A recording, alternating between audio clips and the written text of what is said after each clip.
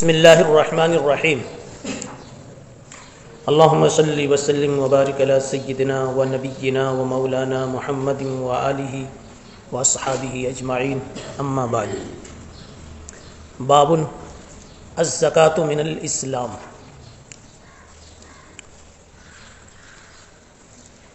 زکوٰۃ اسلام کا ایک حصہ ہے، زکوٰۃ اسلام کی ایک شاخ ہے، زکوٰۃ اسلام کا ایک جزو ہے، اسلام میں داخل ہے۔ من الاسلام کے لفظ سے حضرت کا مدعا اور مقصود واضح ہے کہ الاعمال اجزاء للایمان۔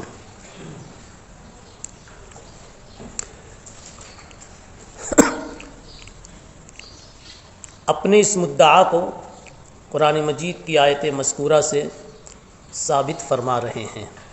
وقولہ اے وقول اللہ تعالی وما امروا الا لیعبدوا اللہ مخلصین لہ الدین حنفاء ویقیموا الصلاة ویؤتوا الزکاة وذلک دین القیمہ۔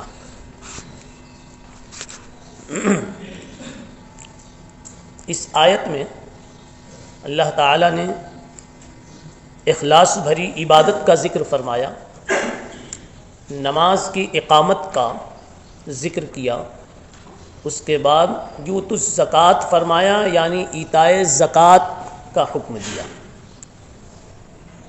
ایتائے زکوٰۃ کا تذکرہ فرمایا، اور سب کو کہا وذالک دین القیمہ، اے ذالک دین الملت القیمہ،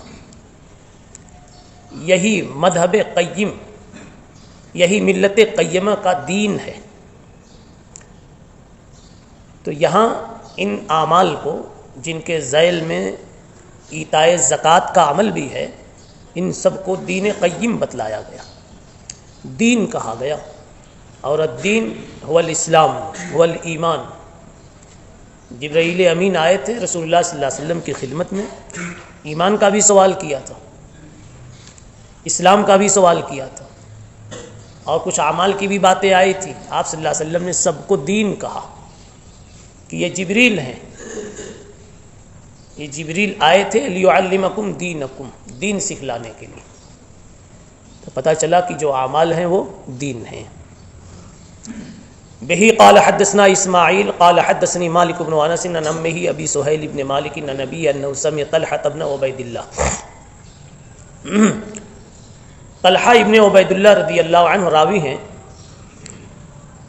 کہ ایک شخص رسول اللہ صلی اللہ علیہ وسلم کی خدمت میں حاضر ہوئے جو نجد کے رہنے والے تھے، من اہل نجد۔ عرب کا دو حصہ ہے، ایک بالائی حصہ ہے، ایک نشیبی حصہ ہے۔ بالائی حصے کو نجد کہتے ہیں، نشیبی حصے کو تہامہ کہتے ہیں۔ تو یہ آنے والا آدمی وہ نجد کے علاقے سے آیا تھا۔ روایت کا حاصل یہ ہے کہ ایک صاحب آئے حضور پاک صلی اللہ علیہ وسلم کی خدمت میں، اور اس طرح آئے کہ سائر الراس، سر کے بال بکھرے ہوئے تھے، نسمع دوی صوتہ، ان کی گنگناہٹ کو، آواز کی بھن بھناہٹ کو ہم سن رہے تھے، لیکن کیا بول رہے ہیں سمجھ نہیں پا رہے تھے۔ یہاں تک کہ وہ آ کر حضور پاک صلی اللہ علیہ وسلم سے بالکل قریب بیٹھ گیا۔ فَإِذَا هُوَ يَسْأَلُ عَنِ الْإِسْلَامِ، اور اسلام کے بارے میں کچھ سوال کرنے لگا۔ تو آپ صلی اللہ علیہ وسلم نے ارشاد فرمایا 5 نمازیں پڑھنی ہے دن اور رات میں۔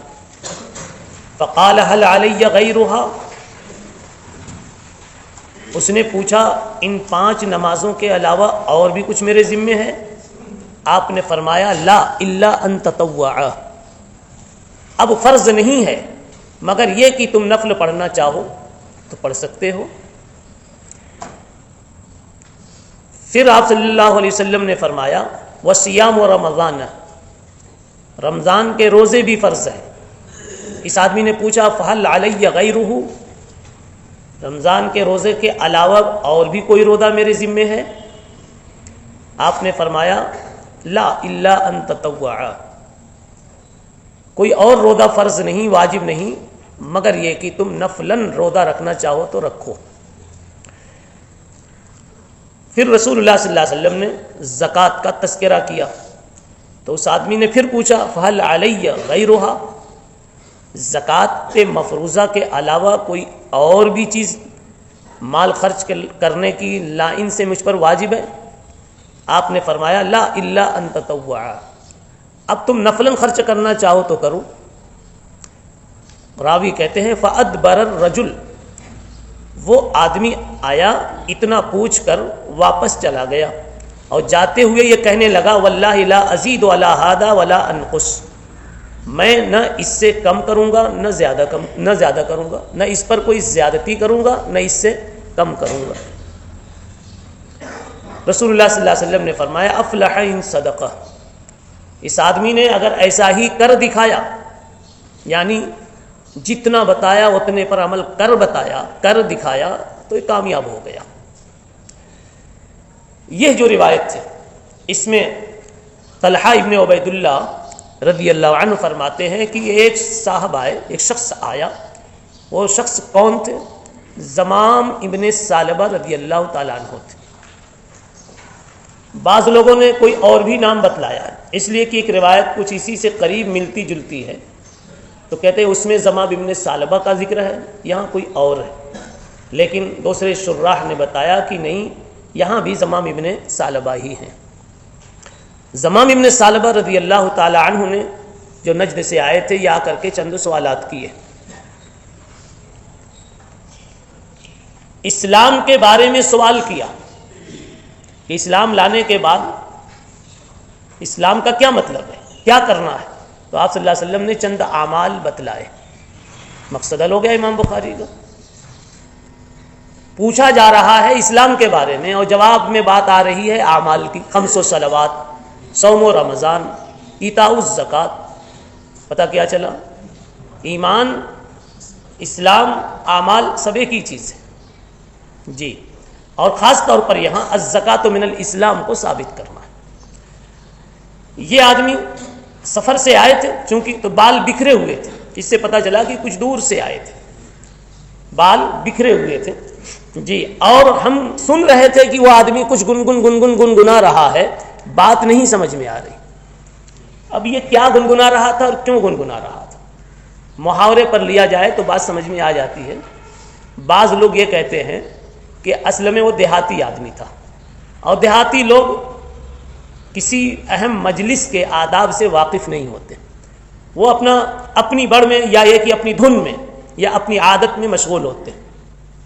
تو اس طرح دیہاتی لوگ گنگناتے ہی رہتے ہیں، جنگل میں بکریاں چرا رہے ہیں، چل رہے ہیں، پھر رہے ہیں، تو ان کی زبان جاری رہتی ہے۔ اس طرح سے یہ بھی اپنی عادت کے مطابق کچھ گنگنا رہے تھے، اس لیے اس کے چکر میں نہ پڑا جائے کہ وہ کیا گنگنا رہے تھے۔ بعض لوگوں نے یہ کہا کہ اصل میں ان کو جو پوچھنا تھا وہ مجلس نبوی کی عظمت کی وجہ سے اس قدر خوف زدہ تھے اور طبیعت پر اتنا اثر تھا کہ راستے میں یاد کرتے ہوئے آ رہے تھے کہ یہ پوچھنا ہے، یہ پوچھنا ہے، یہ پوچھنا ہے، تو وہ گنگن اس کو دہرا رہے تھے۔ جیسے مسابقے میں اسٹیج پر بیٹھنا ہو تو بیٹھنے تک ہونٹ ہلتے رہتے ہیں، اور اگر تقریر کرنی ہو کہیں پر اور آپ مقرر ابھی جدید ہیں تو بیٹھنے تک آپ کی زبان پر وہ حدیث، وہ آیت، وہ مضمون، گشت سب کچھ کرتا رہتا ہے۔ تو ممکن ہے کہ وہ آدمی بھی وہی باتیں دہرا رہا ہو جو بات اس کو رسول اللہ صلی اللہ علیہ وسلم سے معلوم کرنی تھی۔ اس نے پوچھا اسلام کے بارے میں تو آپ صلی اللہ علیہ وسلم نے کہا 5 نمازیں۔ پھر پوچھا کوئی اور بھی؟ کہا نہیں، کچھ نہیں۔ اب ایک مسئلہ چھوٹا سا کھڑا ہو گیا، شوافے کے یہاں وتر واجب نہیں ہے، تو وہ اس روایت سے استدلال کرنے لگے، کہا دیکھو وتر واجب ہوتی تو جب اس نے پوچھا کہ کوئی اور بھی نماز واجب ہے، فرض ہے، تو آپ بتاتے نا کہ وتر، مگر وتر واجب نہیں ہے، اس لیے کہ آپ نے کسی اور واجب کا تذکرہ نہیں فرمایا۔ اس کا جواب یہ ہے کہ وتر کا تذکرہ نہ کرنا اس لیے ہے کہ وتر عشاء کے تابع ہے، اب جب عشاء آ گئی، 5 نمازیں آ گئی تو وطر خود آ گئی، اس کی الگ سے اس کے تذکرے کی، اس کی صراحت کی کوئی ضرورت نہیں تھی۔ اسی لیے جب تک وطر عشاء نہ پڑھ لی جائے وطر نہیں پڑھی جا سکتی۔ ہم مستقل وطر کو الگ سے نماز نہیں مانتے، عشاء کے تابع مان کر مانتے۔ جیسے شوافی کا دوسرا جواب ہے کہ جیسے آپ لوگ صدقہ فطر کو واجب کہتے ہیں، ہم بھی واجب کہتے ہیں، لیکن آگے چل کر پوچھا ہے زکوٰۃ کے باب میں، کیا زکوٰۃ کے علاوہ کچھ اور بھی خرچ کرنا ہمارے ذمہ واجب ہے؟ تو آپ نے فرمایا نہیں، تو صدقہ فطر بھی غیر واجب ہو گیا، حالانکہ شوافے کے نزدیک بھی صدقہ فطر واجب ہے۔ تو شوافے یہ جواب دیتے ہیں کہ یہ صدقہ فطر اصل میں زکوٰۃ ہی کی ایک شاخ ہے، اسی میں ضمناً شامل ہے۔ ہم بھی کہیں گے وطر عشاء کی ایک شاخ ہے، اسی کے تابع ہے، اسی کے ضمن میں۔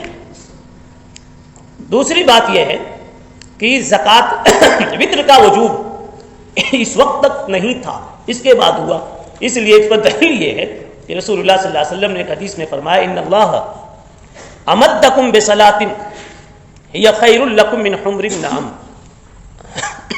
اللہ تعالیٰ نے تمہارے اوپر ایک اور نماز فرض کر کے تمہاری مدد فرمائی، اور وہ تمہارے لیے سرخ اونٹوں سے بھی زیادہ بہتر ہے۔ اور کہیں ہے الوتر حق واجب، تو دوسری روایات سے وطر کا وجوب ہوتا ہے۔ اور صحیح بات یہ ہے کہ امام شافعی کے اور احناف کے قول میں کچھ بہت زیادہ بود نہیں ہے، اس لیے کہ ہم اس کو واجب کہتے ہیں جو فرض سے نیچے ہے، اور امام شافعی رحمۃ اللہ علیہ اس کو آکد السنن کہتے ہیں۔ آکد السنن مؤکدہ سنتوں میں بھی سب سے اعلیٰ نمبر، گویا قریب بواجب۔ امام مالک رحمۃ اللہ علیہ سے منقول ہے من ترک الوتر ادب، جو وطر چھوڑے اس کو تعزیراً ڈنڈے لگائے جائیں گے، اس کی تعزیر کی جائے گی۔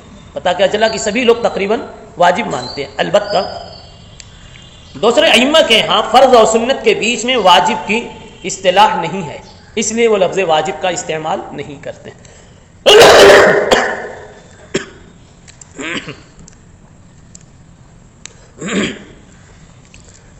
اس کے بعد آخر میں جو ایک لفظ ہے، اس آدمی نے کہا واللہ لا ازید ولا ھذا ولا انقص، میں اس میں نہ کوئی کمی کروں گا نہ زیادتی کروں گا۔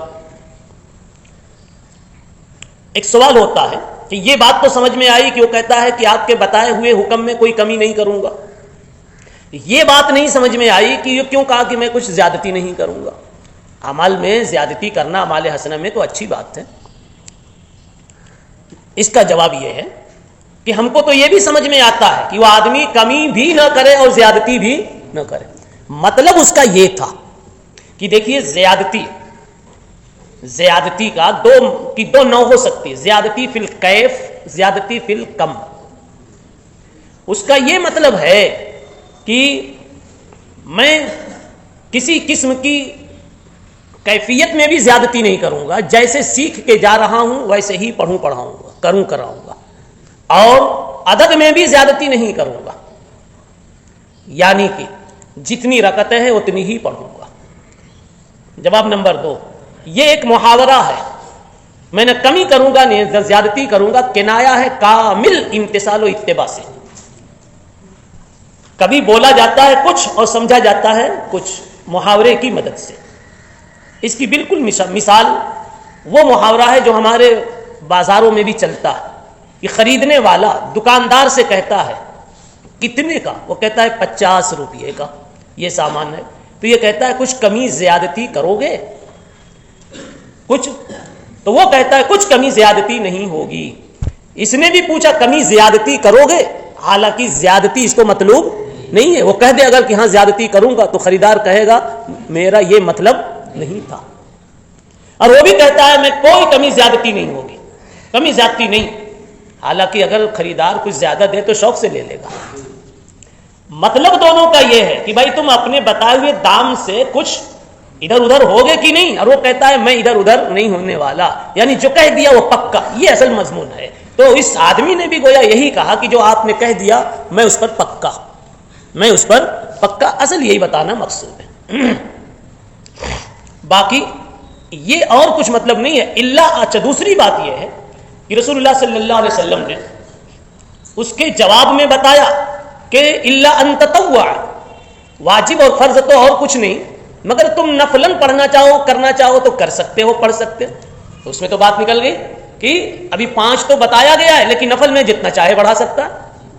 اس لیے زیادتی کی نفی کا مطلب وہ نہیں ہے کہ 5 کے علاوہ کچھ نہیں پڑھے گا. نفل کی لائن سے جو چاہے گا پڑھے گا، البتہ اس میں اعتقاد یہ ہوگا کہ یہ فرض نہیں. اور شاید اسی وجہ سے ہمارے فقہا نے کہا ہے کہ جو چیز شریعت میں واجب نہیں ہے اس کے وجوب کا اعتقاد بدعت ہے، اس کو واجب سمجھ کر کرنا غلط ہے. اس لیے کہ صحابی نے یہی کہا اب اس سے اوپر کچھ بڑھاؤں گا نہیں، یعنی غیر واجب کو واجب بناؤں گا نہیں. وہ یقول واللہ لا ازید ولا هذا ولا انقص قال رسول اللہ صلی اللہ علیہ وسلم افلح ان صدق. آپ نے فرمایا کہ یہ آدمی اگر سچ کر دے، جو جتنا کہہ کے گیا اتنے پہ کامل اتر گیا، یعنی اس کا عمل اس کے بول کے مطابق ہوا، واقع کے مطابق ہوا، تو آپ سمجھ جاؤ کہ یہ آدمی فلاح پا گیا. سبحان اللہ و بحمدہ سبحان